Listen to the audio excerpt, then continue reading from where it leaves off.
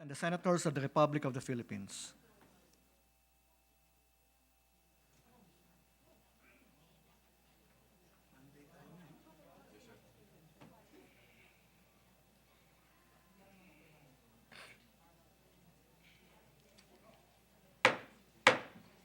The 32nd session of the Senate of the first regular session of the 19th Congress is hereby called to order. The chamber will be led today by our Majority Floor Leader, as the one assigned is not available. If it's all right with the Majority Floor Leader. It will be an honor, Mr. President. Let us put ourselves in the presence of the Lord. Dakilang Diyos, Ama naming sumasalangit, kami po ay naninikluhod at lumalapit sa iyo. Sinabi niyo po na kung may lalapit sa iyo, hindi niyo po itataboy at patuloy niyong paglilingkuran. Humihingi po kami ng kapatawaran sa aming mga kasalanan, sa isip, salita, sa gawa, kasalanang sinasadya o hindi, at hayaan yung damitan mo kami ng inyong damit ng katwiran. Tulungan niyo po kami ngayong araw na ito sa pagbubukas ng aming sesyon. Hayaan yung tanging pangalan niyo lamang ang maitaas sa aming kalagitnaan. Tulungan niyo po ang aming mga kababayan mula sa Luzon, Visayas, Mindanao at sa ibayong dagat na nakikipagsapalaran upang magkaroon sila ng mas magandang buhay. Bigyan niyo po kami ng kalakasan, katalinuhan na nagmumula sa langit upang magampanan namin ang aming mga tungkulin bilang iyong mga lingkod bayan.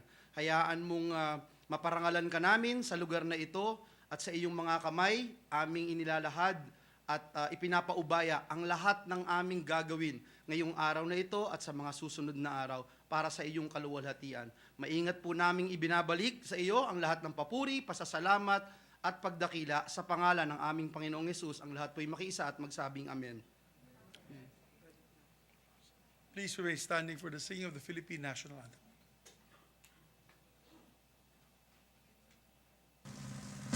Bayang magiging dalas ng silanganan, alam na puso, sa mo'y buhay. Lupang hinirang, tulad ka ng magiging, sa manlulubi, di ka pasisiil, sa dagat at bundok, sa simoy at sa langit mong baka, may dilagang tula at awit sa paglayang minamahal. Ang kislap ng watang at mo'y tagumpay na nagtinilig, ang bituin at araw niyang kailan pa may di magdidilim. Lupa ng araw na luwalhating pagsinta, buhay ang langit sa piling mo. Ang ligaya dapat may mga api, ang mamatay lang dahil sa'yo. Secretary, please call the roll. Roll call of members. The Honorable Senator Angara, Senator Binay, Senator Cayetano Alan, Senator Cayetano Pia, Senator De La Rosa, Senator Ejercito, Senator Escudero, Senator Estrada, Senator Gatchalian, Senator Go, Senator Ontiveros, Senator Lapid, Senator Legarda, Senator Marcos, Senator Padilla, Senator Pimentel, Senator Poe, Senator Revilla, Senator Tolentino, Senator Tulfo, Senator Villanueva, Senator Villar Cynthia, Senator Villar Mark, the Senate President.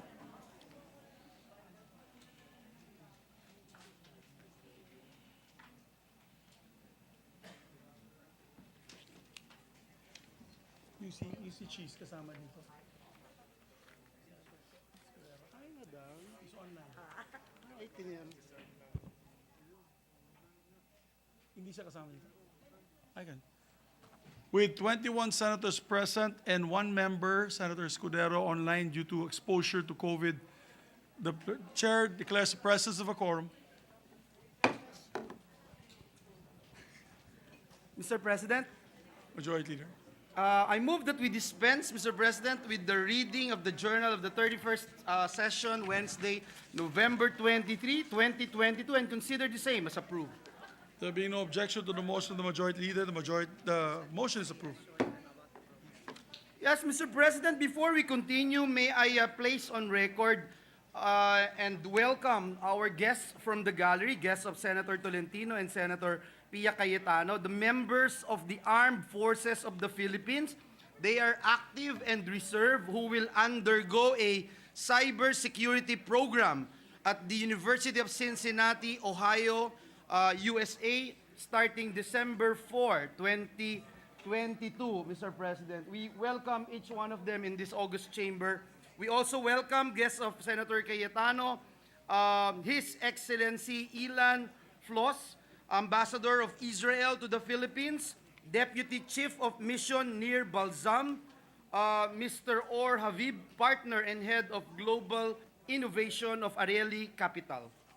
Welcome everyone to the Senate, especially to our guests from Israel. And to those who are going to go to Ohio, stay safe, stay warm, and good luck to your cybersecurity education. Mr. President, Senator Pia Cayetano would like to be recognized. May I move that she be recognized, Mr. We President? recognize Senator Pia Cayetano, distinguished lady from Taguig. Thank you, Mr. President. Thank you, Majority Floor Leader, for recognizing our guests from Israel. I'd just like to share with our colleagues that we have a photo exhibit outside. This is a joint project we have with the Embassy of Israel, and the title is Bridging Innovation Between Israel and the Philippines. It will showcase the various projects in the Philippines already. Some of them we didn't even know. The Senate President will be happy to know that a lot of them involve agriculture.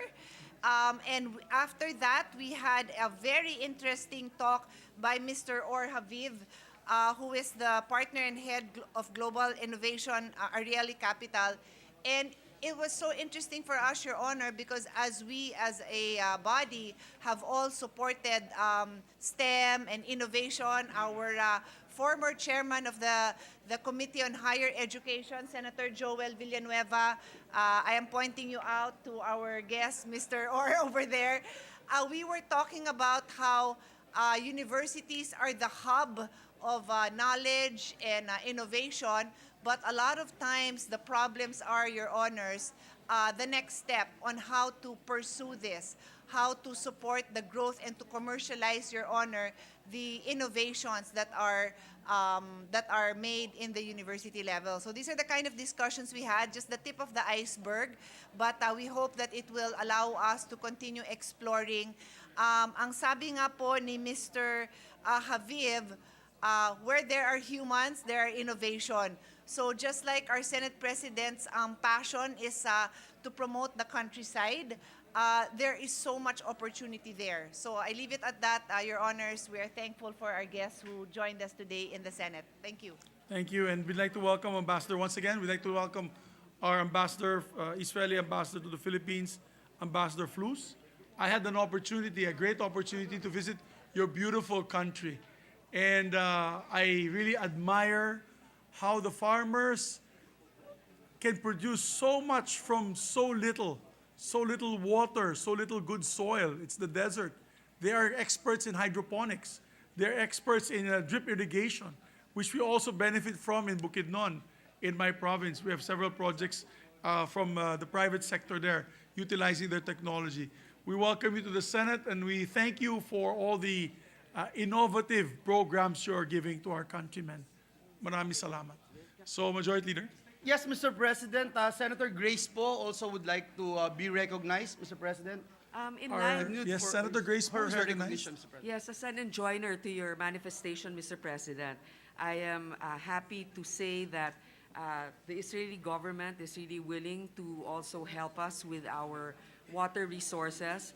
Alam niyo naman na ang Israel, di ba, medyo disyerto doon. Yes. Pero parang mas may problema tayo sa tubig.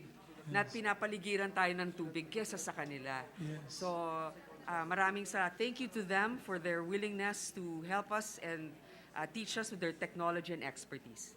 Yes, and when you're talking about water resources, they're also the world leader in producing desalination facilities, desal facilities, from salt water to fresh water. Thank you, Mr. President. I also would like to associate myself with the statements made by our distinguished Senate President and Senator Grace Po. Mr. President, this representation has been a member of the Interparliamentary Association between Philippines and Israel for the past 20 years. And I'm a proud supporter of Ambassador Flus, Mr. President. So thank you, and again, we welcome our delegates from the great country of Israel. Mr. President, at this juncture, I move that we proceed with the reference of business. But before we proceed to the reference of business, there's one little factual anecdote that I want to share about Israel. When Israel, during World War II, President Quezon? President Quezon opened our country for the patriots, Yes. Jewish patriots, to come to the Philippines for safe refuge. Visa-free, yes. Visa-free. Walang Mr. visa. President. But because the circumstances at that time. And our country was the first to embrace our Israeli brothers for safe haven. And since safe then, passage. Israel did not forget the Philippines, Mr. President, Yes, and we have not forgotten them as well. as well. Thank you. So I move what for was the the- previous question to proceed with the reference of business. I so move, Mr. There President. being no objection to the motion, we shall proceed. Secretary, please read the reference of this.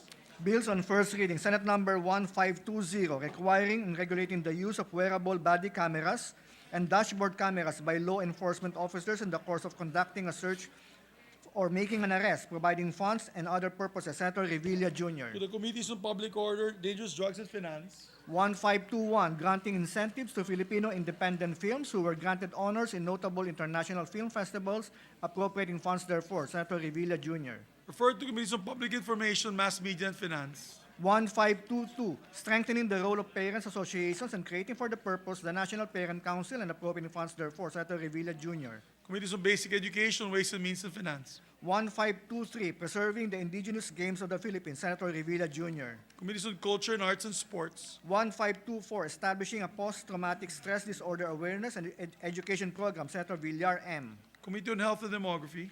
1525, institutionalizing the implementation of the government internship program, providing funds and for other purposes. Senator Villar M. To the Committees on Civil Service and Finance. 1526, upgrading the position of sanitation inspector to the next higher salary grade and appropriating funds therefore. Senator Revilla Jr. To the Committees on Civil Service and Local Government. Resolutions. Resolution number 305, commending and congratulating Jose Efren Bagamasbad for attaining international master title and winning gold in the 2022 Asian Senior Chess Championship held in Auckland, New Zealand. Senator Revilla Jr. To the Committee on Rules. 306, congratulating and recognizing National Youth Chess Team for being the overall champion in the 6th Eastern Asia Youth Chess Championship held in Bangkok, Thailand. Senator Revilla Jr. To the Committee on Rules. 307, congratulating and recognizing Filipino gymnasts and siblings Carl, Jairel, Eldrew, and Eliza Andriel Isar Yulo for their impressive 10-medal haul in the 2022 JRC Artistic Gymnastics Stars Championship held last November 17 to 2022 in Bangkok, Thailand. Senator Revilla Jr. To the Committee on Rules. 308, commending and congratulating the National Youth Chess Team for emerging as the overall champion in the Eastern Asia Youth Chess Championship held in Bangkok, Thailand from November 4 to 12, 2022. Senator Estrada. To the Committee on Rules. 309, commending and congratulating Filipino boxers Cardo Paalam, Nesty Petesio, and Hergy Baktiadan for winning medals in the Asian Boxing Confederation Asian Elite Men and Women Boxing Championship held in Amman, Jordan. Senator Estrada. To the Committee on Rules. 310, congratulating Eliza and Carl Andrew Yulo for their outstanding performances at the JRC Artistic Gymnastics Stars Championship. Senator Villanueva. To the Committee on Rules. 311, congratulating Joyce Gail Reboton for her impressive performance at the 2022 World Open Equipped Powerlifting Championship. Senator Villanueva. To the Committee on Rules. 312, congratulating, commending the outstanding women in the nation's service. Towns 2022 awardee, Senator Lapid. To the Committee on Rules. 313, commending all the Filipino choral groups and composers who participated and guarded top honors at the 2022 Busan Choral Festival and Competition, Senator Lapid. To the Committee on Rules. 314, commending Kylie Versosa for winning the Best Actress Award at the 2022 Distinctive International Arab Festivals Awards held in Dubai, United Arab Emirates, Senator Lapid. To the Committee on Rules. 315, urging the Executive Department to the Department of Foreign Affairs and the Department of Finance to support the proposal of the Africa Group at the United Nations to begin intergovernmental discussions in New York on ways to strengthen the inclusiveness and effectiveness of international tax cooperation through the evaluation of additional options, including the possibility of developing an international tax cooperation framework or instrument that is developed and agreed through a United Nations intergovernmental process, taking into full consideration existing international and multilateral arrangements. Senator Ontiveros. To the Committee on Foreign Relations. 316, congratulating and commending the winners of the 29th Annual Galing Pook Award. Senator Lapid. To the Committee on Rules. 317, congratulating and commending the Philippine Science High School for successfully garnering top awards at the 2022 Young Investors Challenge. Senator Lapid. To the Committee on Rules. 318, congratulating and commending Ayel Aguilar for her exceptional performance at the 2022 Abu Dhabi World Jiu-Jitsu Championship. Senator Lapid. To the Committee on Rules. Majority Leader.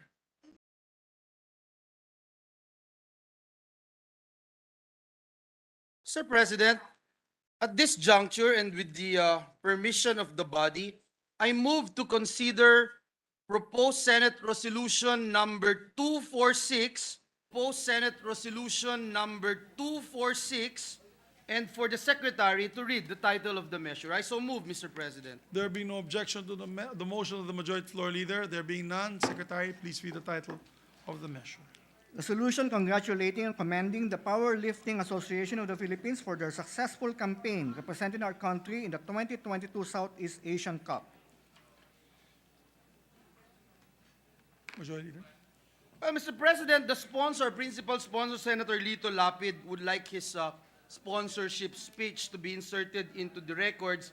Mr. President, may I be recognized to deliver my co-sponsorship speech, Mr. President? Yes, there being no objection, the Majority Leader is recognized to co-sponsor the measure.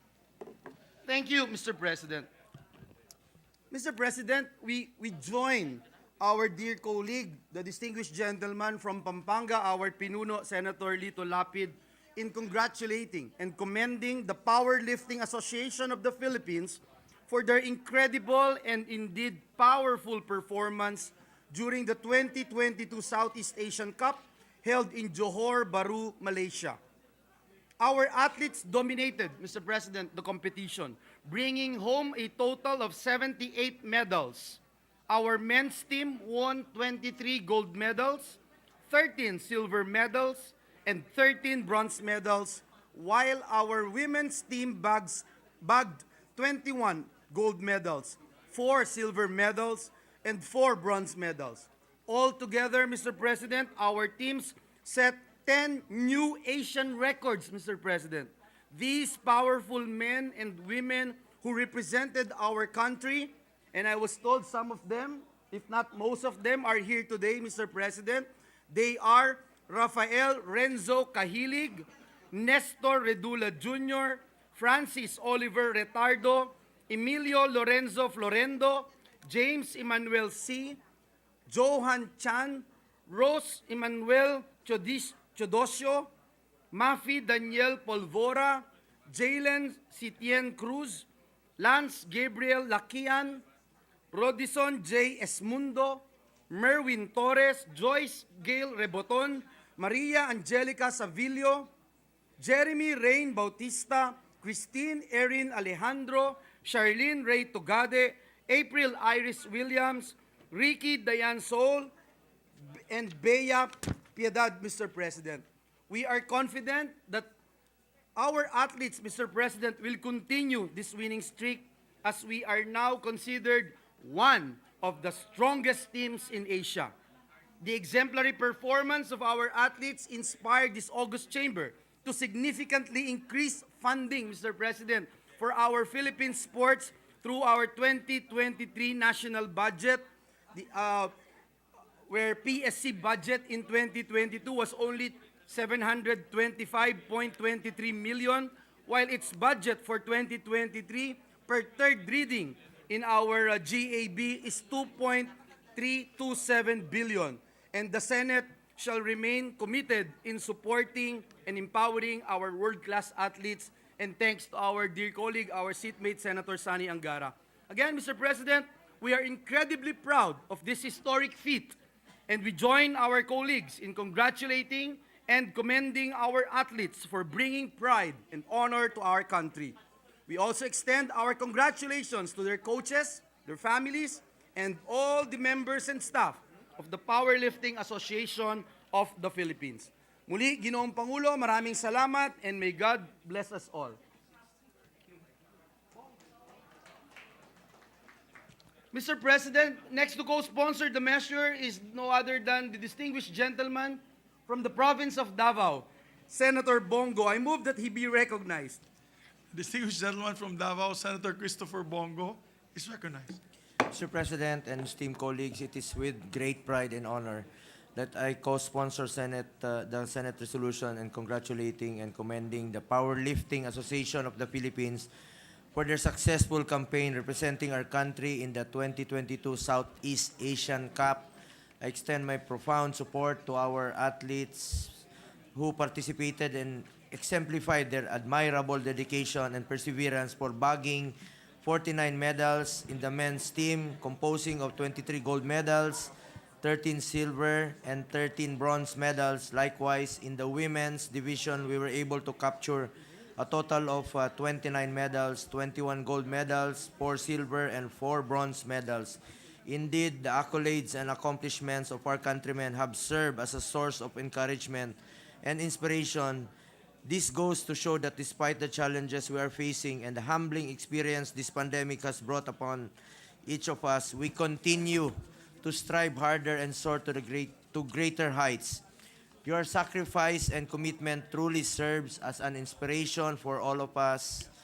Mr. President, ako po ay nakikisa sa ating mga kasamahan dito sa Senado sa pagbibigay pugay at pagsaludo sa ating mga natatanging kababayan na nagbigay karangalan sa ating lahi. Ito ang katibayan na kaya nating makipagsabayan at patunayan ang talento at kakayahan ng mga Pilipino sa larangan ng sports.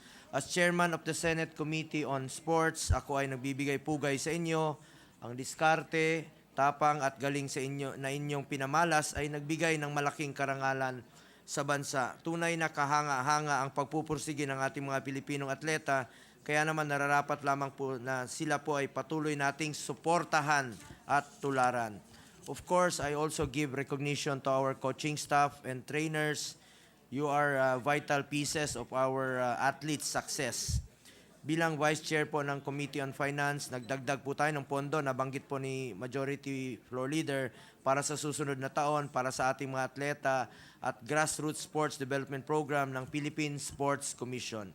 Importante po na mag-invest po tayo sa grassroots sports development para mas marami pang promising athletes ang mabigyan ng oportunidad. Isang paraan rin po ito na mailayo ang ating mga kabataan sa illegal na droga.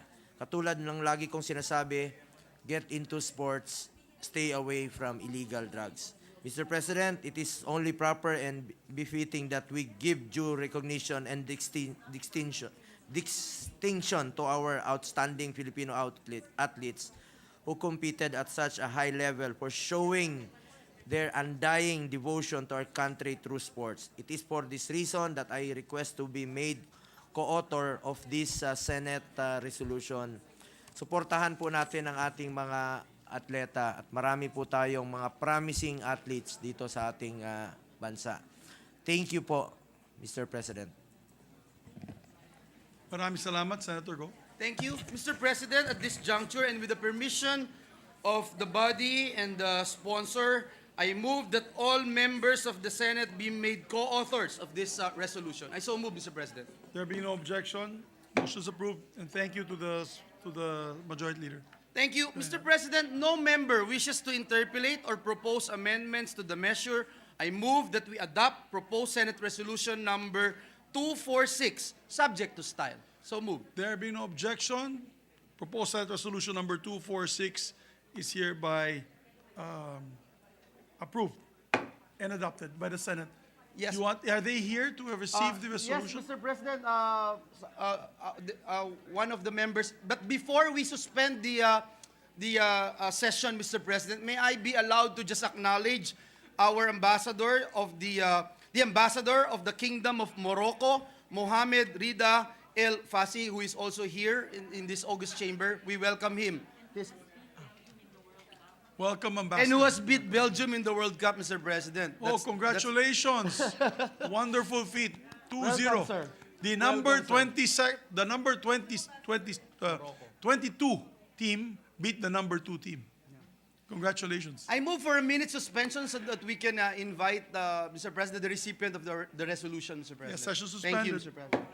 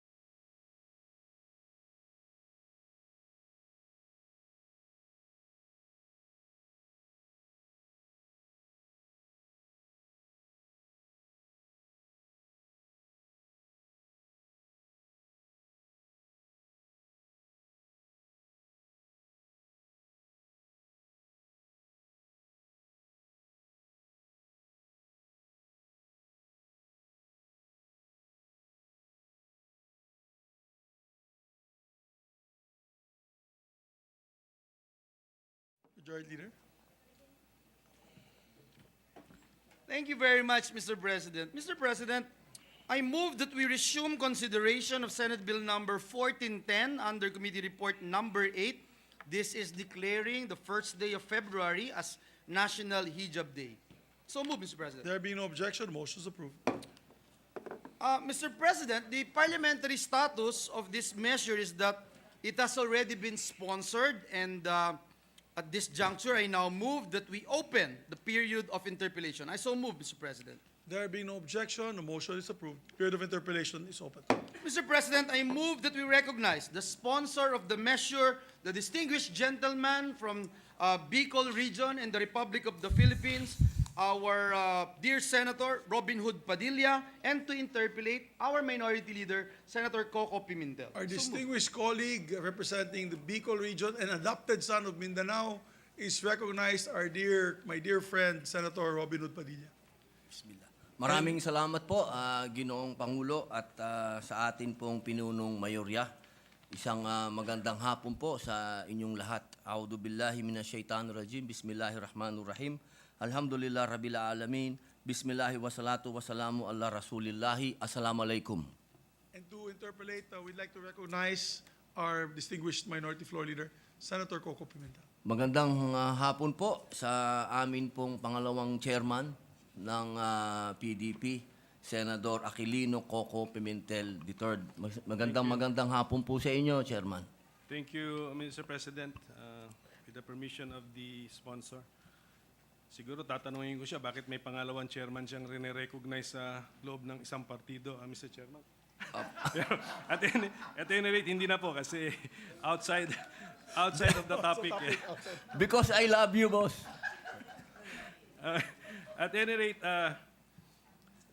ito pong pag-usapan po natin itong Senate Bill number 1410. Kasi meron po ito po ay magde-declare ng National Hijab Day. Pero siguro, katulad ko, hindi ako masyadong familiar sa ano po itong hijab, although nasa definition of terms naman. Pero yung practice po ng hijab wearing, na yan yata ang gusto nating ma-achieve, no? Ng ating, kung itong panukalang batas ay maging batas, ano po ba yung gusto natin makuha or ma-achieve po ng batas na ito? Ginoong Pangulo, ang hijab po kasi, meron po siyang aspeto ng kultural at religious. Sapagkat combine po ito, no? Magkasama po siya. Sapagkat sa ating pong kultura na tayo po ay madasalin talagang lahi at tayo po talaga ay naniniwala sa Panginoong may likha. Maging Kristiyano man po, maging Muslim, ito pong paghihijab at ay hindi na po ito bago. Katunayan po, nung ako po ay bata pa, nakikita ko po ang lola ko na kapag nagsisimba ay nakabelo. Ano po yan, sa matagal na panahon, nakikita ko ang lola ko, lagi po yan nakabelo. Kaya ito po ay cultural na usapin na Ginoong Pangulo. At sa usapin naman po ng religious, napakarami na po na ganap dito sa atin na kulang po sa kaalaman pagdating po sa nakahijab, yung mga nakakumbong na mga Muslim, dahil din po sa kadami-daming fake news, sa kadami-daming napakapangit na mga balita patungkol sa mga nakasuot ng ganito, ay lagi pong tinataguri ang mga terorista. Katunayan, napakarami pong pangyayari na ito po ay biktima rin ng diskriminasyon. At katunayan, kapag kayaan po ay nag-apply ng trabaho, hindi natatanggap. Pagkasasakay po ng taxi, hindi sinasakay dahil ang tingin po ay masama. Doon po sa akin pong mismong pangyayari na nakita ko, doon po sa pagsakay namin sa barko. Talaga pong yung pakikipag-usap noong gwardiya Sa ibang tao na walang kumbong, ay napakagalang po niya. Pero nung kausap niya po yung Muslim na babae na nakakumbong, halos sigawan niya po. Kitang-kita po dyan yung kulang na impormasyon. At ito pong World Hijab Day o National Hijab Day, atin pong minimithi na magkaroon po dyan sa araw po na yan, na magkaroon po ng malalim na pag-aaral ang mga kababayan po natin na hindi po natin pinipilit. Katunayan, nagiging parang automatic na lang po ba na sa kanilang isipan, National Hijab Day ngayon, araw yan ng mga nakakumbong, mga naka-hijab po, nakatakip. Ano?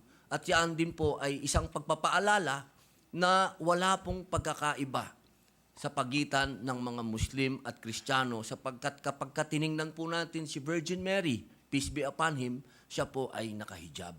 Yun po, mahal na Ginoong Pangulo at atin pong isang chairman, wag ng pangalawang chairman, isang chairman ito ng po- PDP laban. Pwede na po nating wag na lang natin banggitin yung sa political party para Sige po. naka-focus Opo. tayo rito sa ating panukalang batas. Sana po nagpakita tayo sa ating sa ating screen ng litrato ng hijab kasi ang hijab hindi siya Apo, hindi opo. siya yung takip sa mukha po na parang Nikab po yun. Ha? Nikab. Nikab. Nikab. Iba po yung nikab. Iba rin po yung parang sa Afghanistan, yung nakasuot pong gano'n. Hindi po natin yun ini-encourage. Ang ini-encourage po natin talaga yung hijab. Kung ano lang po din talaga yung kasi po sa Islamic schools, marami po silang sinasabi na talagang ang pamamaraan lamang na talagang tinuro ng Propeta Muhammad sallallahu alaihi wasallam ay yung kita po yung muka. Yung pong nakatakip, yung po ay mas titingnan po natin na traditional yon o cultural doon sa lugar na yon. Katulad po sa Saudi Arabia, sa mga Middle East country, kasi po doon meron pong sandstorm. Kapag may sandstorm, nagagamit po nila yung takip dito. At ganun din po yung buong muka na nakatakip. Pero dito naman po sa atin, wala naman pong ganun. Mas maganda po talaga, sundan lang po natin yung hijab lang po. Sige po. Pero yung hijab man or niqab, pareho po itong may cultural dimension at saka religious dimension except that itong panukalang batas natin ay hijab lang ang ating Opo. Opo. binabanggit at gusto natin na ano pong gusto natin sa ating mga kababaihan na sa araw ng National Hijab Day ay sila po ay i-encourage ng ating batas na magsuot din po ng hijab. Parang symbolic po ba ito? Identification with our sisters who believe in Islam or who wear hijab? Opo, mahal na Ginoong Pangulo. Parang ito po kasi ay matagal na pong pinapractice ng mga private schools, lalong-lalo na po yung mga Catholic schools na atin pong naging partners for peace. Kasi gustong-gusto din po nila na magkaroon ng knowledge yung mga students po nila patungkol sa hijab. Ganon din po yung gusto po natin. Para po yan, halimbawa po, encourage lang po, hindi po natin sila pinipilit. Para lang po yan, nagpunta kayo sa mall. Di ba po, pag nagpunta sa mall, na-experience ko po yan eh. May lalapit na magsasabi sa inyo, gusto nyo po bang, sa mga babae po, mag-make-up. Yung parang ganun lang po. Ano lang po siya, para lang consciousness, para lang po siya na aalukin ka kung gusto mong magsuot ng hijab. Kung gusto mong magsuot ng hijab, aayusan ka nila. Pag inayusan kanila, pipicturean kanila kung gusto mo. Lahat po yon sa malayang usapin po. Wala po itong pipilitin, wala po. Ano lang po siya, para lang po siyang parang suwabe na pagpapaliwanag kung ano po yung hijab. So, Mr. President, if this bill becomes law, February 1 kasi I think Opo, it's February 1 designated po. as the day, National Hijab Day. So, if this bill is already law, how different would our February 1 be from the February 1 before this bill? Wala naman po, mahal na Ginoong Pangulo, kundi ito lang po ay araw ng komemorasyon. Hindi naman po natin siya gagawing holiday. Wala pong dapat mangamba sa ating mga tinatawag po nating mga employers. Kundi ito lang po ay commemoration lang po siya, pag-aalala. Doon po sa araw na yon, hindi naman po natin to hinihingi na maging holiday po. So, ang ibig po bang sabihin na Ginoong Pangulo ng Senado na February 1, merong, let us say, merong advertisement na ilalagay sa radyo, TV, or sa mga pahayagan na today is National Hijab Day at siguro may konting salaysay doon kung ano itong hijab, ano itong practice na ito. Napakaganda po niyan, mahal na Ginoong Pangulo, kung mangyayari, no? Kasi katulad po nung mga ibang deklarasyon, katulad po nung katatapos lang po nung National Indigenous Peoples Day, meron po siyang mga lumabas din po sa social media at yung mga ibang istasyon po, naglalabas din po sila, no? Na sa TV at sa mga cable, naglalagay din po sila ng parang deklarasyon po doon sa araw na yon. Sana po ganun din po ang mapakiusapan po natin at sa pamamagitan po ng panukalang batas na to at maging batas, magkaroon po ng ganung initiative yung ating mga information organization. Yung Section 7 po kasi, Mr. President, ng ating panukalang batas, dinidesignate yung National Commission on Muslim Filipinos as the lead agency. So, kunyari, maging batas na po ito, ano na ngayon ang expected natin na gawin ng NCMF? Sa ngayon po, mahal na Ginoong Pangulo, meron na po silang mga hakbang patungkol dito hanggat hindi pa, samantalang hindi pa po siya na-approvean na atin. Ito po'y pinapractice na po ng NCMF, nagkakaroon na po sila ng mga exposure patungkol dito. Ang kailangan lang po nila, siyempre, maganda po kapag ka nasa gobyerno ka, maganda po talaga kung meron na talagang batas, magkakaroon po sila ng mandato para gawin po nila. Opo. At saka sa ngayon, wala yatang araw na designated. So, actually, masasabi kong hindi ko nararamdaman yung kilos ngayon ng NCMF kung talagang nagpo-promote, kung pinag-uusapan nila, pinopromote nila yung hijab wearing, hindi po ako aware o hindi ko naramdaman yung effort nila. So, kung maging batas po ba itong ating panukalang batas, mararamdaman na dapat natin yung kilos ng NCMF to promote the National Hijab Day? Ganun po ba yun, Mr. Inshallah, God willing po. Siguro po, ako naniniwala po ako, kapag nagkaroon po sila ng mandato, mas magkakaroon po sila ng aksyon ngayon.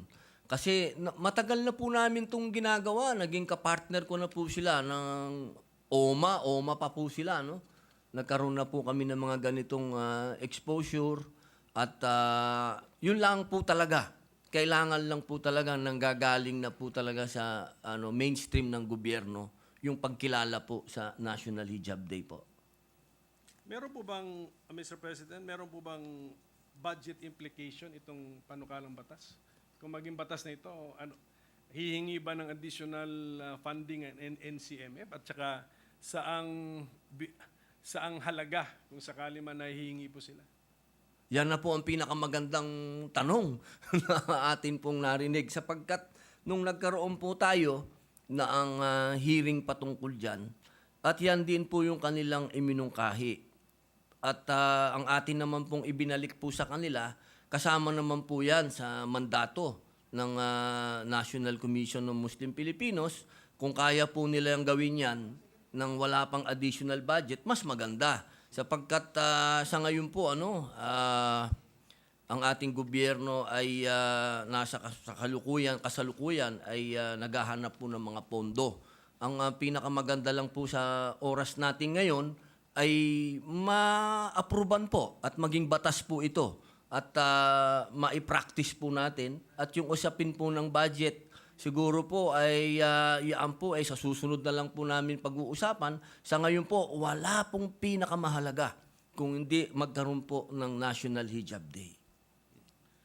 Anyway, kung meron po man, Mr. President, na budget implication, we should keep it reasonable. Basta reasonable lang po. Like, nasa objectives yata, section ano ba ng panukalang batas ito? Section 4 ang objectives. So diyan lang po yung gastusin dapat budget implication nito should be limited by the objectives of the law. Nabanggit po ng Mr. President, nabanggit po ng ating sponsor yung committee hearing. So pwede po bang matanong sino po ang nakonsulta nung committee hearing, anong mga grupo man o personalities, at ano naman po ang kanilang stand sa panukalang ito? Meron din po bang nag-express ng contrary or negative opinion? Wala naman po, Mr.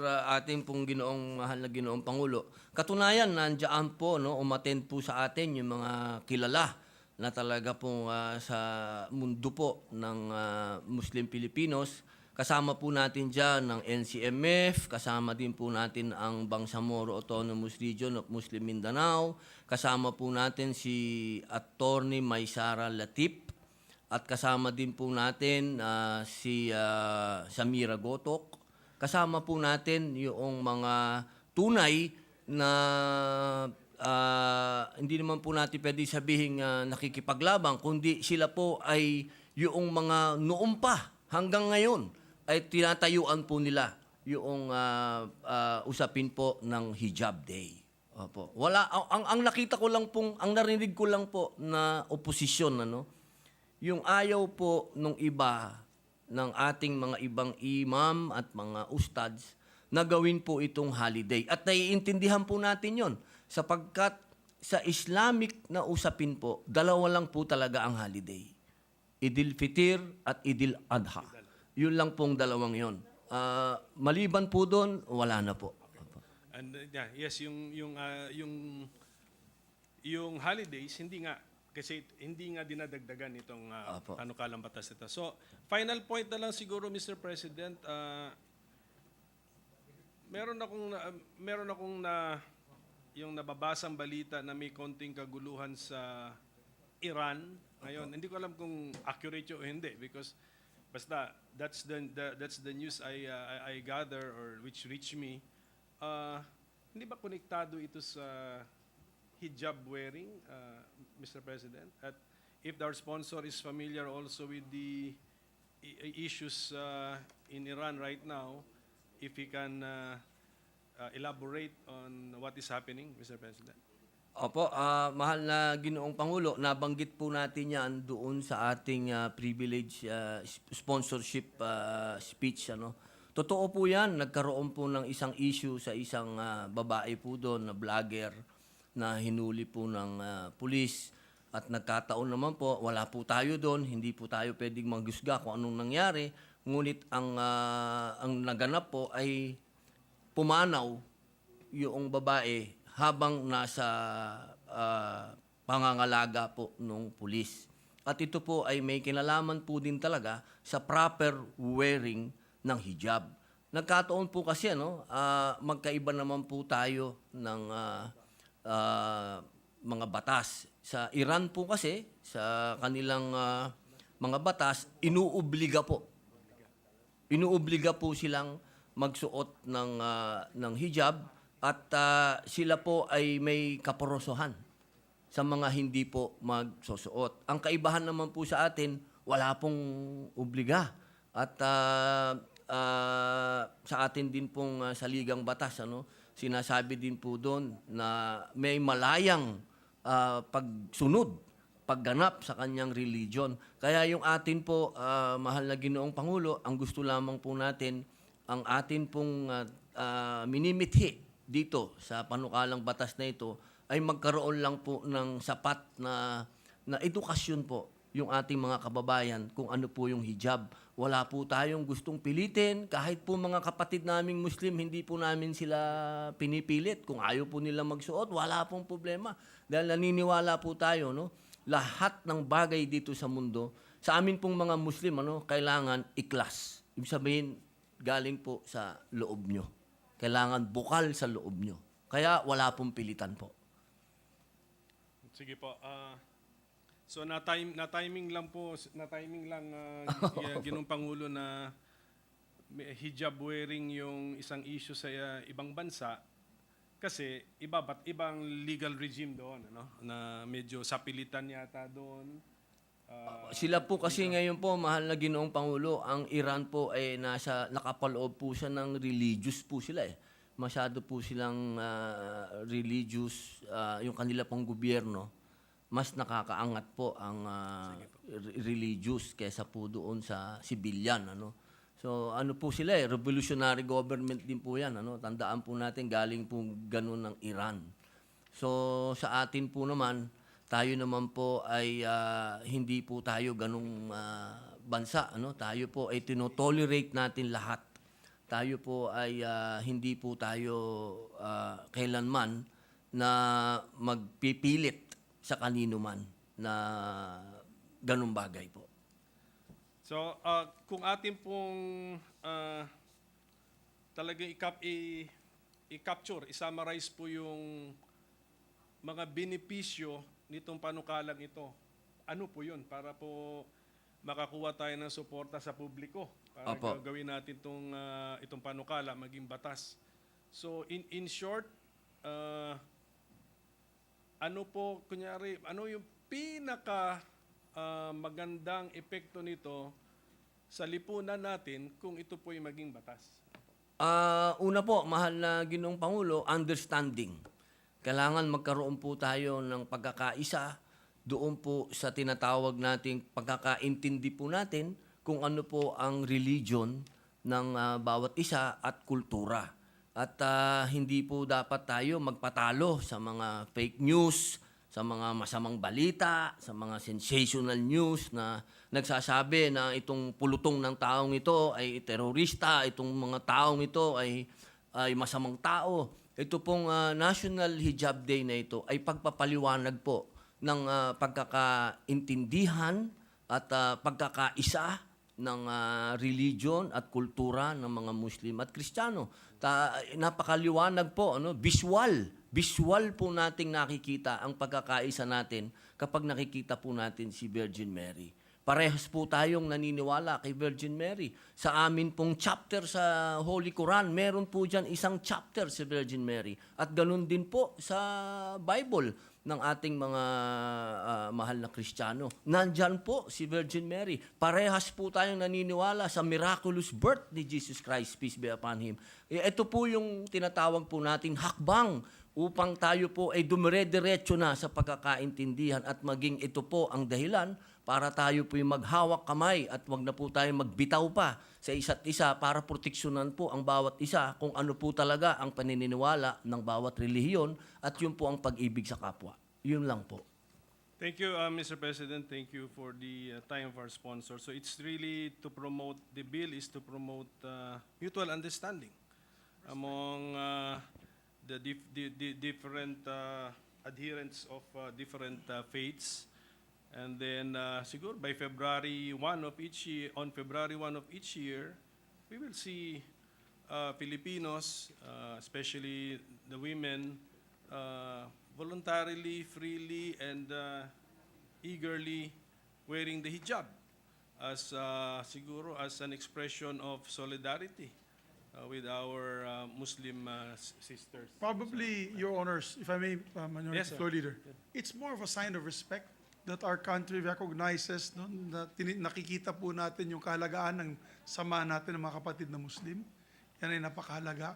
And the word that I remember, naalala ko na po yung salita na gusto ko i-share sa inyo noon na hindi ko maalala. It's secular. The word secular. May mga bansa kasi, lalo na sa mga Western countries, ayaw po nilang pasuotin nila ang kanilang mga estudyante na mga na kapatid natin Muslim na nakahijab para pakita na walang anumang reliyon, no, dapat patas lahat. With us we respect, no? Respeto po natin ang ating kapatid na mga Muslim sa kanilang kultura. Kaya sa atin sa Cagayan de Oro, if you notice, pagpunta natin sa mall doon or sa Davao, meron tayong mga Kristiyano doon, meron din po tayong mga kapatid na Muslim na nagkasabay sa isang plataforma, isang floor na nagtatawanan, nag-enjoy. It's nice for me, no? I personally love that feeling na nakikita ko po yung samahan na ganun, na wala po tayong hidwaan, wala po tayong tensyon, wala po tayong suspisyon sa ating mga kasamahan. I think that is the next level, next level. Ganun po ang Singapore. Singapore, kung Bombay po kayo na Hindu, kung kayo po'y Muslim, na kapatid natin Muslim, or ethnic Chinese Singaporeans, ay magkasama po sila sa military, sa loob ng public places, sa eskwelahan. Wala pong distinction nun. Yan pong gusto natin mangyari din sa ating bansa. Kaya maganda po ito sa aking pananaw, yung tinutulak natin kapatid na si Brother Robin Hood Padilla, is really, it's a sign of respect. Nothing more. It really is just a sign of respect that we respect our brothers and sisters, our sisters rather, wearing the hijab during the days that they want to wear the hijab. Pero hindi po ito, tama po sinabi mo, Minority Leader, it is not forced upon our people because we are not an Islamic state. At the same time, we do not also frown on them to take it off. Rinerespeto natin silang pagsuot ng hijab. I think yan ang aking... Yes, Mr. President, and we can wear it together with them. Why not? Yes, especially on a certain day, and even on other days. Even Sundays because po. it will now become a regular sight. Yan, we will make it normal, more normal, to wear the hijab. And to our distinguished Minority Floor Leader, tama po sinasabi ni kapatid natin Senator Robin Hood Padilla, na sa simbahan, marami po, yung lola ko po, it's a veil, veil po siya. And even my wife, pag pumupunta po siya ng Vatican, they are encouraged to wear a veil when they're in the Vatican, in holy sites. So, tama din po yan.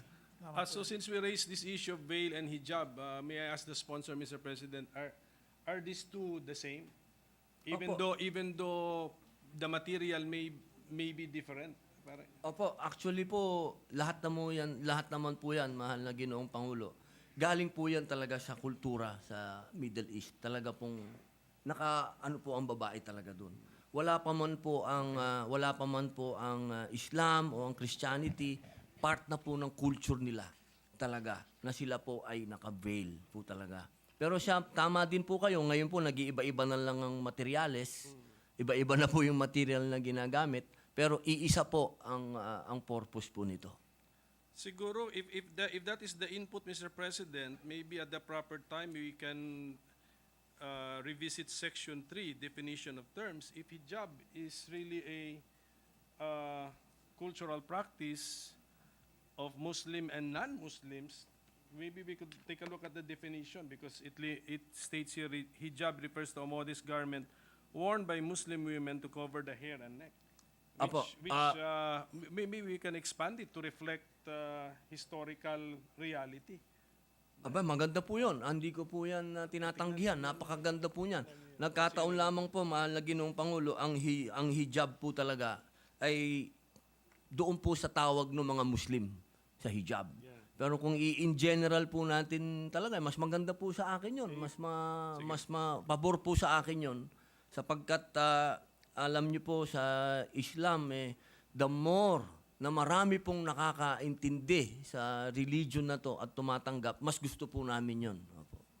So with that understanding, Mr. President, we will just take a look at Section 3, because maybe we can not limit it to Muslim women who are wearing the hijab. It's called hijab, but it's the modest garment worn by women, maybe Muslim or non-Muslim women.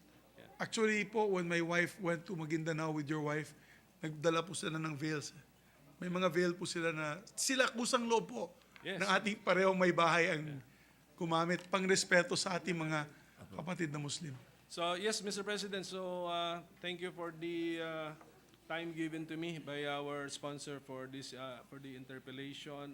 I hope na marami naman tayo naklaro na mga konsepto or na mga kahulugan sa bill. Sa mga interesado po na nagsusubaybay sa proceedings sa Senado, it is a very short bill, so pwede naman po nilang daanan nito, mabasa para makita talaga nila na it is not a holiday, hindi to puwersado, it's really for solidarity, mutual understanding and respect. Andito po. So siguro we encourage our people to go over the bill, no? Senate Bill number 1410. It's easy reading, maikli lang naman po. So, salamat po, Mr. Sponsor, Mr. President. Thank you very much to the distinguished Minority Floor Leader, our Mindanao nun Minority Floor Leader. Mr. President. Yes, Majority Leader. Mr. President, this representation of no questions, Mr. President, to our distinguished sponsor. Let me just place on record and share a short manifestation, Mr. President, that it's indeed a blessing for us to have someone on the floor in the person of Senator Robin Hood Padilla to hear these views, to hear the difference between hijab and hijab, if I'm not mistaken. Niqab, Mr. President, I would just like to associate myself to our colleagues, Senator Coco Pimentel and Senator Padilla, that we wanted to focus more on what is yung kapareho natin, Mr. President. Yeah. For example, Mr. President, this is a very good example. It's a personal example for this representation and Senator Padilla. We were just talking a while ago about our first day here in the session hall, Mr. President, and a lot has been said, a lot has been going around from social media to mainstream media, etc. But when we had the chance to talk to each other, we saw a lot of similarities, more than what we expect, Mr. President. Our beliefs, not only in serving our country and people, our beliefs in even political beliefs, Mr. President. And this is really a good thing, Mr. President, na napag-uusapan itong mga bagay na ito.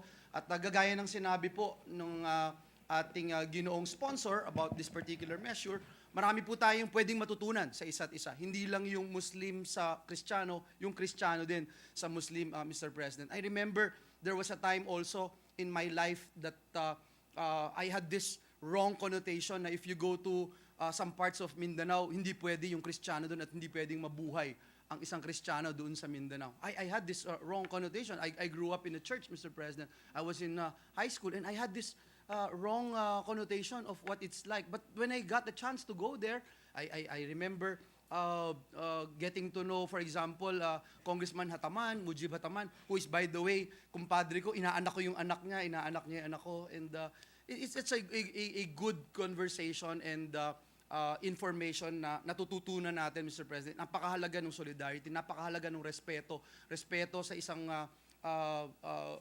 kultura, respeto sa bawat sektor ng ating bayan.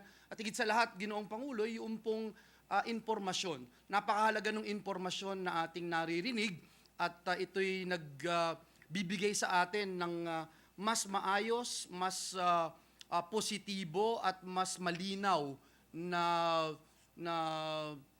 pag-iisip kung papaano natin kailangan pang hasain ang ating mga sarili sa pagrespeto at pagbigay-pugay sa mga kultura ng ating mga kababayan. And so, with that, Mr. President, I would like to say that I am also a proud co-author of this measure. And of course, Mr. President, I wanted to learn more. That's what I wanted to put on record. I wanted to learn more and I wanted to find out how else I could be of help, Mr. President, in taking care of our culture, in taking care of our people. Hindi man kapareho ng aking pananalig, ngunit nandun yung mataas na respeto ko, Ginoong Pangulo, para siguruhin na hindi natatapakan ang kanilang karapatan at higit sa lahat, nagkakaroon sila din ng freedom of religion. Maraming salamat, Ginoong Pangulo. And with that, Mr. President, before we recognize Senator Pia Cayetano, may I move that we recognize our Deputy Minority Leader, Mr. President. Yes, sir. Deputy Risa, Minority Floor Leader, Ontiveros. Senator Risa Ontiveros is recognized. Madam. Salamat kaayo, Mr. President. Maikling manifestation lang po ng suporta sa aming principal author at sponsor ng panukalang batas na ito bilang co-author din ng panukala. Sa lahat ng ipinahayag na nila at sa dalawa pang dagdag na punto. Mr. President, good sponsor, na-appreciate ko po talaga yung sinabi ng good sponsor na dito sa panukalang batas natin, wala talagang sapilitan. mahalagang usapin ito, hindi lang para sa mga kabarokong bangsamoro dito sa Pilipinas, pati sa mga kabaroko na Muslim sa ibang mga bansa. Halimbawa, kamakailan lamang may sandali sa Saudi Arabia na naging mahalagang advokasya sa mga kabaroko doon na Muslim na hindi sapilitan ang pagsuot ng hijab na tinatawag nga natin dito sa Pilipinas na kombong. At pangalawa, Mr. President, good sponsor, nais ko rin pong i-manifest na napakahalaga yung ganitong panukala na kilalanin at magamit at makiisa sa pagsuot ng hijab or kombong dito sa Pilipinas na hindi mini-misuse or inaabuso. Particular, Mr. President, good sponsor, dun sa isang natuklasan namin sa matagal na pag-imbestiga, una ng POGO-related prostitution, illegal detention, pastilla scam, human trafficking. Dahil yung ating pong mga kasamahan sa ilang bahagi ng BARM ay nagsumbong na para makapag-human trafficking, yung mga traffickers, mula sa ilang bahagi ng BARM, minimisuse ang hijab para takpan at ilihim na menor de edad pala yung hindi human trafficking nila ng mga batang babae. At alam ko po sa karanasan, nung panahong ipinaglalaban pa natin yung nooy Reproductive Health Bill, ayaw na ayaw po ng mga kapatid nating bangsamoro na hindi kinikilala ang karapatan ng mga bata. Hindi ko po malimutan, Mr. President, good sponsor, kung paano chinampion ng Grand Imam noon dito sa Pilipinas, ang nooy Reproductive Health Bill. Nag-issue po sila noon ng fatwa o decree na sinusuportahan ng mga leader nating Muslim dito sa Pilipinas ang reproductive health, particular dahil sinabi nila sa fatwa noon, ito'y consistent sa feeding rights of the child. Ayon po sa Grand Imam noon, para makapag-full breastfeeding ang ina sa kanyang sanggol bago magdalang tao muli at manganak muli at kailangang at mabuting magkapag-full breastfeeding din doon sa susunod na baby. Kaya't mga kasamang Muslim at Kristiyano din ang nagsumbong noon nung minimisuse ang hijab. Hindi para i-uphold yung karapatan ng mga bata, kasama lalo na yung mga batang babae noon, pero para labagin ang kanilang karapatan, kagalingan at dignidad bilang tao, bilang nilalang ng Diyos, nilalang ni Allah. Ginagamit, minimisuse ang kombong noon para matago na sila'y menor de edad pa at habang ginagawa silang biktima ng human trafficking. So, daghang salamat, Mr. President.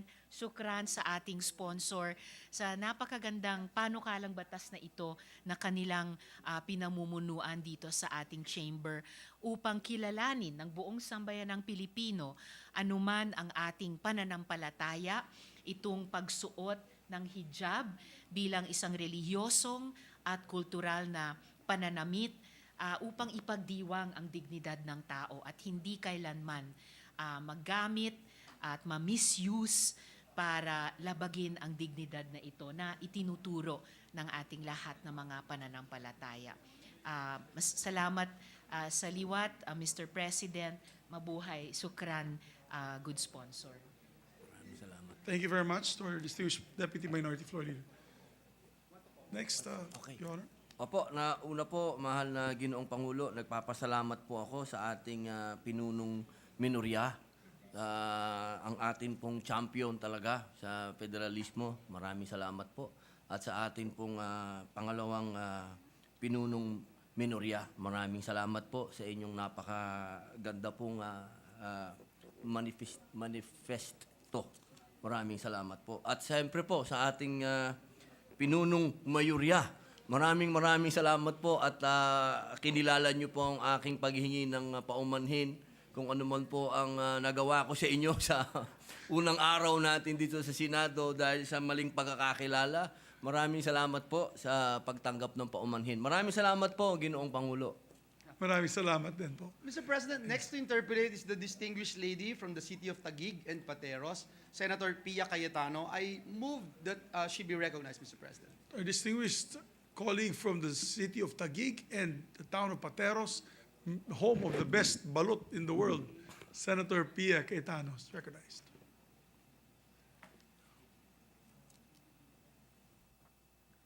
Thank you, Mr. President. With the indulgence of our colleague, the senator from Bicol, may I just ask a very few questions and Opo. make comments? Thank you. Mr. Senate President, gusto ko rin paalam sa inyo, home to the largest community of Muslims outside of Mindanao, ang Taguig City po. So, siguro yung kapatid ko si Alan would also have a lot of insight on this because we have lived very harmoniously with our Muslim brothers and sisters in Taguig City. Mr. President, with the indulgence of our colleague, importante ng diskusyon pagdating ng relihiyon dahil it can be a means of cultivating harmony among us. But sadly, in this world na maraming hatred, maraming, I don't know kung ano yung root cause, nagiging source din naman ng misunderstanding, hindi ho ba? Kaya for me ho, very, I want to tread on this topic with care and love dahil gusto ko talagang maging maganda ang diskusyon natin nito. So on that note, I will just share one anecdote which shows how this can be such a wonderful measure in terms of highlighting the recognition of a religion. But I would like to reserve my time to do. I have the research. I've been involved in many conferences that address discrimination against women. So gusto ko sanang balikan yung mga notes ko at i-share yon sa tamang panahon pag ready na ako. Pero yung sinabi ko nga na isa lang yung gusto kong i-share sa inyo. I wish nga I had a video. Hindi ko nasabi sa staff ko dahil kumakain ho ako nung narinig ko yung topic ninyo, kaya hindi pa ho ako tapos sumubo, lumabas na ako dahil I want to share din yung konti kong experience yan at hindi ko nasabi sa staff ko, pero kung may makakakita habang nagsasalita ako, share natin. Yung gusto kong i-share po sa inyo, this happened, I don't know, I probably saw this 2 years ago. It was a video of, sino hong nanonood dito ng FIFA? Taas ang kamay. O yan, mga napupuyat. Nanonood ng football ngayon, ano? Worldwide, maraming fans po yan. Pati nanay ko, di na yata natulog kakapanood ng football. Pero yung example na gusto kong i-share sa inyo was a football game some years ago. I don't even remember the country. Pero yung point nito is, may player na babae na naka-hijab siya. And sa dala ng ang sport na yan, tatakbo ka ng mabilis, may konting sanggahan, ganon, natanggal ho yung hijab niya. And ang ginawa ng players, both teammates niya and opposing team, pinaliguran siya ng ganon para matakpan siya kasi alam nila na para sa kanya, hindi tama na hindi siya komportabling natanggal ang hijab niya in public. So tinakpan siya para maayos niya ulit at nagtuloy ang laro.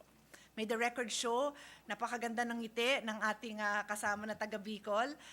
He recognizes the importance of that, right? Ako po na hindi ho ako Muslim, pero naintindihan ko yung concept na gano'n. And dun ho ako hanga sa bill nyo kasi ang purpose ng, and the declaration of policy dito is recognizing the role of women in nation building and ensuring the fundamental equality of women and men before the law. So yan ho ang declaration ng policy.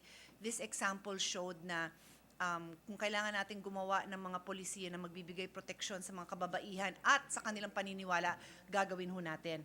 On that note, Your Honor, meron akong mga gustong itanong sa inyo para ma-educate din ako and meron din akong mga ibang concern na gusto kong sabihin, pero kung bibigyan niyo ho ako ng panahon lang para i-put together ko lang ang notes ko dahil kung sasabihin ko lang to, nasanay naman ho kayo sa akin na impromptu, siguro mas maigi din, no? Na I can read, I can quote directly from the reports and from the, ano ho ba to, mga reports nga po ito ng mga conference na na-attendan ko on this issue. So with your indulgence, Your Honor, if I can just prepare and resume the interpellation as soon as I'm ready. Yes, ma'am. Isa pong karangalan, mahal na Ginoong Pangulo, ang marinig po ang imumungkahi ng ating magaling na senador mula sa Taguig Pateros na sa totoo lang po, alagang-alaga po ang mga kapatid natin dyan sa Maharlika. Maraming salamat po. Thank you po. Maraming salamat. Thank you.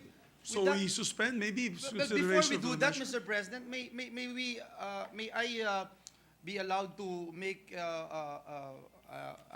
recognize our distinguished gentleman from the great province of Isabela, Davao, and the Republic of the Philippines, Senator Raffy Tulfo, for his short manifestation. Our distinguished colleague, Senator Raffy Tulfo, is recognized. Thank you, Mr. President.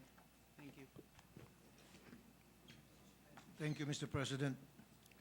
Good afternoon, Mr. President, and to the distinguished sponsor of the bill, Senator Robin Hood Padilla. I just want to manifest my full support for the proposed measure declaring February 1 as National Hijab Day. This measure is certainly a nation's recognition of the importance Muslims attach to the wearing of hijab, especially in a country where they are minority. It means even more. It means they are accepted for whom they are and their identity is respected. Unlike societies where minorities' rights are trampled, Philippines is a shining beacon as it leads by example. It gives those wearing the hijab the assurance that the Philippines is a nation that cares, a government that cares, and that we can all live side by side, together as one, and face challenges and adversities together. This can only further enhance the quality and strengthen the nation. A simple yet so meaningful gesture for those concerned. That's all, Mr. President. I thank you. Maraming salamat sa ating Ginoo, Senator Raffy Tulfo. Mr. President, this juncture and in relation to what we have heard from our colleagues, especially with Senator Pia Cayetano, I move that we suspend consideration of Senate Bill number 1410. So moved, Mr. President. There be no objection, motion is approved. Mr. President, I move that we consider additional reference of business. So moved, Mr. President. There be no objection, Chair hears none. I'd just like to request a copy for the additional reference of business. Secretary, please proceed. Additional reference of business, bills on first reading, Senate number 1527, establishing a welfare and social assistance program to families left behind by migrant workers. Senator Villar M. For the Committees on Migrant Workers, Women and Children, Family Relations, and Finance. 1528, providing 13-month pay to government contractual and job order personnel. Senator Villar M. For the Committees on Civil Service and Finance. 1529, adjusting the monthly pension and disability benefits of the retirees of the DFA, appropriating funds and for other public purpose. Senator Villar M. To the Committees on Government Corporations, Public Enterprises, Foreign Relations, Ways and Means and Finance. 1530, institutionalizing the automatic income classification of provinces, cities, and municipalities, amending for the purpose Section 8 of RA 7160 as amended for other purposes. Senator Ejercito. To the Committees on Local Government Finance. 1531, prescribing the practice of profession of foreign citizens in the country, providing a list therefore and for other purposes. Senator Marcos. Committees on Civil Service, Government Reorg, Foreign Relations. 1532, instituting a property regime for cohabiting same-sex partners and for other purposes. Senator Marcos. To the Committee on Women, Children, Family Relations. 1533, expanding the PhilHealth outpatient coverage on dialysis and renal replacement therapy for other purposes. Senator Marcos. For the Committees on Health, Demography, and Finance. 1534, declaring the rights and responsibilities of patients, providing penalties for violations thereof and for other purposes. Senator Marcos. To the Committee on Health, Demography, Justice, and Human Rights. 1535, extending the prescriptive period of offenses under the Violence Against Women and Their Children Act, the crime of rape, and the crimes characterized as crimes against chastity under Title 11 of the RPC, amending for the purpose Section 24 of RA 9262 and Article 90 of RPC as amended. Senator Marcos. To the Committees on Women and Children, and Justice and Human Rights. 1536, expanding the boundaries of Las Piñas, Parañaque Wetland Park and its vicinities as protected area and for other purposes, Senator Villar C. To the Committee on Environment, Natural Resources, and Finance. 1537, amending Section 5 of RA 10752 and for other purposes, Senator Revilla Jr. To the Committees on Public Works, Justice, Human Rights, and Ways and Means. 1538, requiring all graduating elementary, high school, and college students to plant at least 10 trees each as a prerequisite for graduation and for other related purposes, Senator Revilla Jr. The Committees on Basic Education, Arts and Culture, Technical, Higher Technical, Vocational Education, Finance. 1539, amending RA 7925, otherwise known as the Public Telecommunications Policy Act of the Philippines, by requiring public telecommunications entities and internet service providers to institute a refund mechanism for service outages and disruptions, Senator Revilla Jr. To the Committee on Public Services. 1540, granting educational assistance and benefits to the dependents of all members of the AFP, PNP, BFP, BJMP, NBI, PDEA, Philippine Coast Guard, and Bucor, who are killed or permanently incapacitated while in the performance of their duty or by reason of their office or position, Senator Revilla Jr. To the Committees on Civil Service, Government Reorg, Basic Education, Ways and Means, and Finance. 1541, promoting the adoption of digital payments for financial transactions of the government and all merchants and for other purposes, Senator Revilla Jr. To the Committees on Banks, Financial Institutions, and Finance. 1542, institutionalizing the transition of the government to e-governance in the digital age, appropriating funds and for other purposes, Senator Revilla Jr. To the Committees on Science and Technology, Civil Service, and Finance. 1543, establishing the Philippine National Public Park System, appropriating funds therefore, Senator Revilla Jr. Committees on Tourism, Civil Service, and Finance. 1544, regulating the practice of the agriculture profession in the Philippines, creating for the purpose a professional regulatory board for agriculturists and appropriating funds therefore, Senator Revilla Jr. To the Committees on Civil Service, Government Reorg, and Finance. 1545, granting sanitary leave of 1 day a month with 100% daily remuneration to all female employees, Senator Revilla Jr. To Committees on Labor and Employment, Civil Service, and Government Reorg. 1546, declaring July 27 of every year a special non-working holiday, amending for the purpose RA 9645, otherwise known as the commemoration of the founding anniversary of the Iglesia ni Cristo, Senator Revilla Jr. To the Committee on Constitutional Amendments and Revision of Codes. 1547, creating the Abra River Basin Development Authority, prescribing its powers and functions, appropriating funds therefore, Senator Marcos. To the Committees on Government Corporations, Ways and Means, and Finance. 1548, declaring Mount Kitumnan, located in Tungod, Lagawe, Ifugao, an ecotourism destination and appropriating funds therefore, Senator Marcos. To the Committees on Tourism, Environment, Natural Resources, and Finance. 1549, creating a barangay to be known as Barangay Kokoy in Tinok, Ifugao, Senator Marcos. To the Committee on Rules. 1550, an act establishing a TESDA Training and Assessment Center in Bana, Ilocos Norte, to be known as the Bana Ilocos Norte TESDA Training and Assessment Center, appropriating funds therefore, Senator Marcos. To Committees on Higher Technical Vocational Education and Finance. 1551, an act mandating the institutionalization, development, training, organization, and administration of basic ROTC in public and private universities, college, vocational schools, and other tertiary educational institutions, further amending RA 7077 as amended by RA 9163 and appropriating funds therefore, Senator Gatchalian. To the Committees on Higher and Technical Vocational Education, National Defense, and Finance. Committee report number 12 by the Committees on Local Government and Electoral Reforms and People Participation on House number 3968, introduced by Representatives Loyola and Revilla, RJ, entitled An Act Converting the Municipality of Carmona in the Province of Cavite into a component city to be known as the City of Carmona, recommending its approval with amendment, taking into consideration Senate number 1355, sponsor Senator Ejercito. To the calendar for ordinary business. Majority Leader. Yes, Mr. President, before we proceed, Mr. President, may I just be allowed to welcome our COMELEC Commissioner who is physically present in this August chamber, Commissioner Nelson Celis, Mr. President. Welcome to your Senate, Commissioner. Nice to have you with us. Thank you, Mr. President. Mr. President, at this juncture, I move that we transfer from the calendar for ordinary business to the calendar for special orders, Committee Report number 12 on House Bill number 3968. So move, Mr. There President. being no objection to the motion is approved. Mr. President, I move that we consider House Bill number 3968 as reported out under Committee Report number 12 and for the Secretary to read the title thereof. There being no objection to the measure, or to the motion rather, motion is approved. Secretary, please proceed. An act converting the municipality of Carmona in the province of Cavite into a component city to be known as the City of Carmona. Mr. President, to sponsor the measure, may we recognize the distinguished gentleman from the great city of San Juan, Senator Joseph Victor Ejercito, Chairperson of the Committee on Local Government, to deliver the sponsorship speech. I so move, Mr. President. There being no objection, motion is approved.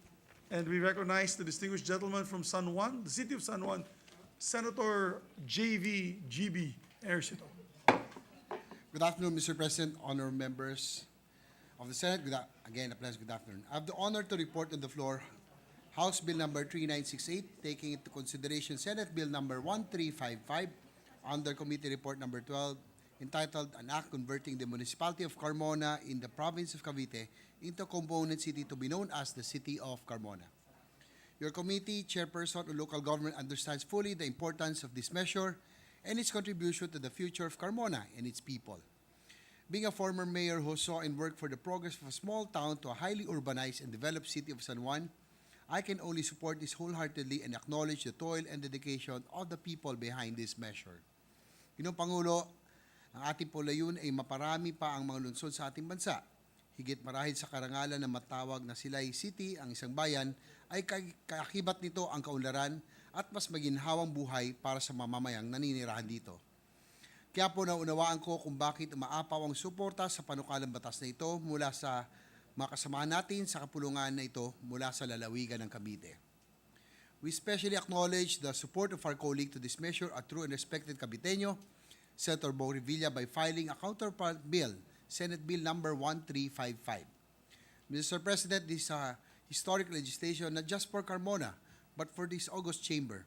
Today, we sponsor the first bill on the conversion of a municipality into a component city following the passage of Republic Act number 11683. This law, which was passed in the last Congress, amended the local government code on the requisites for conversion and effectively recognizes thriving municipalities that are fiscally competent as reflected in their locally generated income but could not qualify as a city because of limitations in their land area and population. Kapag nagkataon po ay ang bayan ng Carmona ang unang magiging benepisyaryo ng batas na nabanggit. Ngunit ito ay matuturing na bunga na rin ng walang pagod na pagsusumikap ng kanilang mamayan upang mas mapaganda at mapaulad ang kanilang munting bayan. Karapat-dapat ang Carmona na matawag at kilalanin bilang isang lungsod. Kinapos man noon sa populasyon o nalimita man sa lupain, ngunit umaapaw naman sa progreso. We laud the champions of the local government units, the sponsor and author in the Senate Bill of RA 11683, our distinguished colleague, Senator Francis Tol Tolentino, and former Senator Panfilo Lacson. Mr. President, since the early 90s, Carmona has long been an industrialized and highly commercialized first-class municipality and boasts of major characteristics of a city. It is an industrial community and to date hosts 12 industrial estates and 4 industrial compounds housing more than 329 manufacturing, garment, semiconductor, electronic, and steel fabrication industries. Its proximity to Metro Manila and at the same time being the gateway to the south made it an ideal venue for business and development. Ngunit higit sa bilang ng mga paggawa at pabrika, marahil ay mas mahalaga na mabigyan pansin ang mga trabaho at oportunidad na ibigay ng mga ito hindi lamang para sa kanilang bayan kundi pati na rin sa kanilang mga karatig lugar. Mr. President, Carmona is also a rising smart city. It is biggest ongoing development investment and is expected to further transform Carmona into one of the most modern and highly urbanized communities in the Philippines. In terms of basic services for its constituents, it has no shortage of hospitals, universities, playgrounds, and leisure parks, public market, commercial establishments, highways, and transportation networks. In addition, there are also numerous subdivisions and real estate developments as well as BPO companies within the locality. Indeed, Carmona has all the characteristics of a city but does not enjoy such privilege despite one of the most prosperous municipalities in the country today. Mr. President, under RA number 11683, the municipality of Carmona is now qualified for conversion into a component city. It has complied with the two criteria set forth by the said law. First, it has an average locally generated annual income of 499.907 million for fiscal years 2020 and 2021 based on 2012 constant prices as certified by the Bureau of Local Government.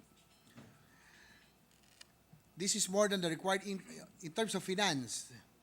Carmona has reached the required 400 million under Republic Act 11683 and 5 times more than the required income in Section 450 of Local Government Code of 1991 as amended. And second, its population as of May 1, 2020 based on the 2020 Census of Population and Housing conducted by the Philippine Statistics Authority is 106,256. It is projected to significantly increase in the near future with the recent developments. It is compliant with the population of not less than 100,000 as required by law. This humble representation believes that the income requirement would be the greatest hurdle that any municipality that aspires to be a city must comply with.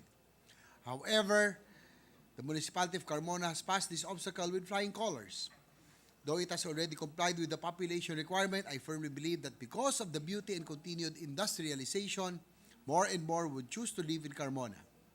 It is not only the lights that fascinate one to live in a city, but the opportunities it can bring to his or her life. Mr. President, during the committee hearing for this measure, we had the chance to invite the authors of this measure, Congressman Roy Loyola and Congressman Jolo Revilla, who both attested to the progress and qualifications of the municipality of Carmona. For our counterparts in the House of Representatives and for the people of Carmona, it has been 12 long years of pursuit for their cityhood. We have high hopes that during this Congress, we will finally pave the way for the realization of this dream. Hindi po matatawaran ang pagod at hirap ng mga mamamayan ng Carmona sa pangunguna ni Kong Roy at ng kanyang may bahay na si Mayor Dalia upang dumating ang araw na matawag na rin na lungsod ang kanilang pinakamamahal na bayan. Naibigay po nila kung anuman po ang hinihingi sa kanila ng batas. Sapat na po siguro ang kanilang paghihintay. Thank you, Mr. President. Thank you. Mr. President, next to co-sponsor the measures, the distinguished gentleman from Cavite, Senator Bong Revilla. I move that he be recognized, Mr. President. The distinguished gentleman from the great province of Cavite, Senator Bong Revilla, is recognized. Thank you, Mr. President. Mr. President, it is my honor to associate myself as a co-sponsor of this measure and express my full support in converting the municipality of Carmona in the province of Cavite into a component city to be known as the City of Carmona. Being a first-class urban municipality in the province of Cavite, the municipality of Carmona has long proven its economic viability and stability. For fiscal year 2020 and 2021, it has generated an average of local annual income of more than 400 million pesos. Its conversion will enhance their capability in attracting investments, further improving services to the constituency, enhancing development and progress, as well as promoting peace and order in the locality. Sa madaling salita, ang pagpasa ng panukalang ito ay nangangahulugan ng mas mahusay na serbisyo para sa kapakanan ng mga nasasakupang mamamayan ng Carmona. Bilang anak ng Cavite, isang malaking hakbang ito upang kilalanin ng patuloy na pagyabong ng probinsya. Cavite, in recent years, has truly been a melting pot of Filipinos who have either found stable jobs in the province, born and raised in its fertile grounds, or have simply made it home. Ito na po ang tamang panahon, Ginoong Pangulo. Aside from all its accomplishments, it has already complied with all the requirements set forth by existing laws. This representation also commends the effort sa laking tulong po ng ating chairperson of the Committee on Local Government, Senator J.V. Ejercito for sponsoring this measure. Thank you, Ginoong Pangulo. Maraming salamat po. Maraming salamat, Senator Bong Revilla. Mr. President, I move for one Senate minute suspension. Session suspended.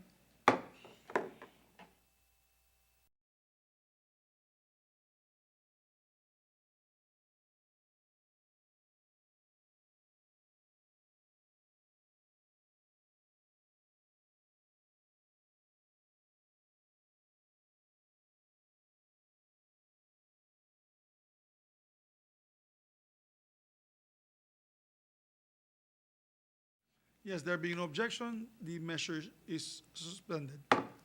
Again, Mr. President, I move for that we suspend for one Senate minute. Yes, session suspended.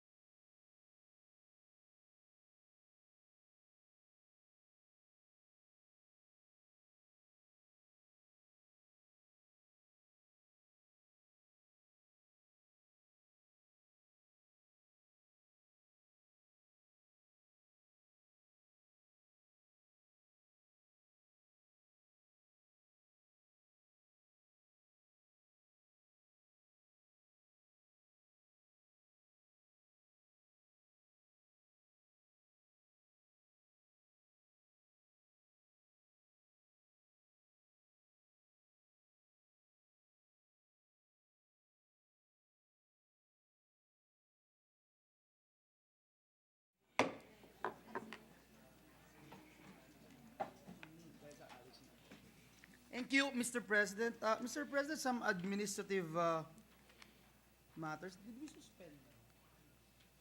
Yes, we did. Yes, Mr. President, some administrative matters.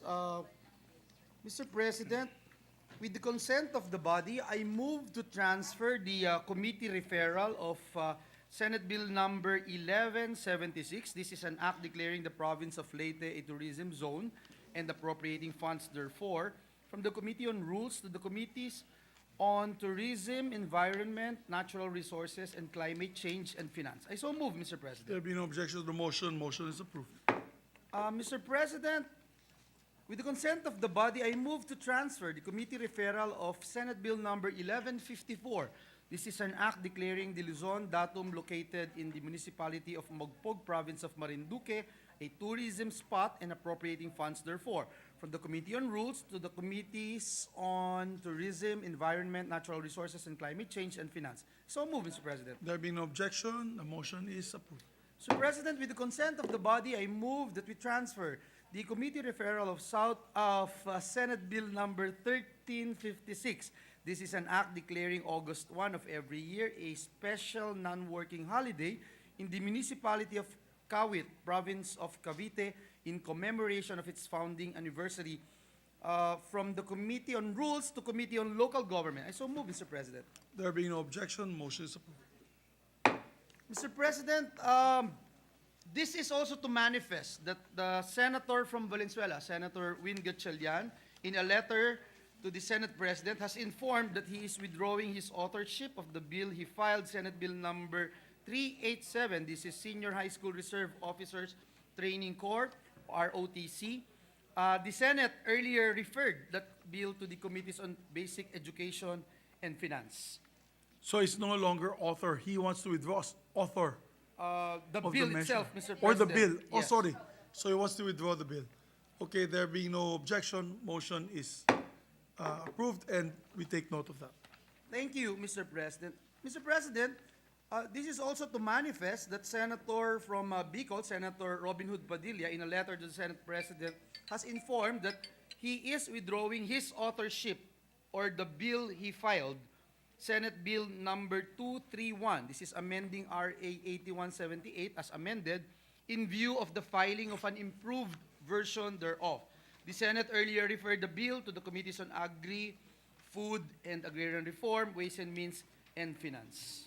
There being no objection, motion is approved, and the Senate Bill number 231 is considered withdrawn. Mr. President, I move that we adjourn the session until 3 o'clock in the afternoon of Tuesday, November 29, 2022. There being no objection, the session is adjourned until 3 o'clock in the afternoon, Tuesday, November 29, 2022. Maraming salamat po sa inyo lahat.